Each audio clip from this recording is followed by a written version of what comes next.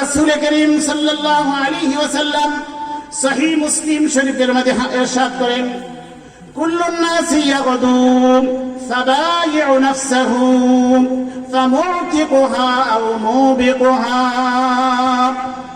রাসূল করিম সাল্লাল্লাহু আলাইহি ওয়াসাল্লাম ইরশাদ করেন, প্রতিটা মানুষ সে নিজেকে ব্যবসার মধ্যে নিয়োজিত করার মাধ্যমে তার সকালটা শুরু করে।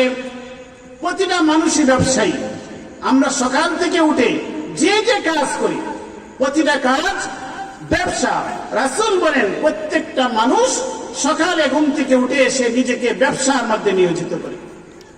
ব্যবসার পুঁজি কি? আমাদের অস্তিত্ব, আমাদের হায়াত, আমাদের প্রতিটা মুহূর্ত, আমাদের প্রতিটা সময়, এটা হচ্ছে ব্যবসার পুঁজি। এই ব্যবসার মাধ্যমে আমরা পৃথিবীতে যে যা কামাই করলাম সেগুলো আমাদের সওদা। আমাদের সওদা আমরা অর্জন করলাম, আমাদের পুঁজি আমরা অর্জন করলাম।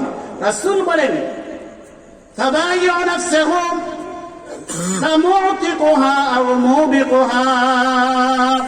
এই ব্যবসার মাধ্যমে কেহ লাভবান হয়, সে নিজেকে মুক্ত করে, আজাদ করে, আল্লাহর শাস্তি থেকে, জাহান্নামের আগুন থেকে নিজেকে মুক্ত করে নিজের কর্মের মাধ্যমে, তার ব্যবসার মাধ্যমে।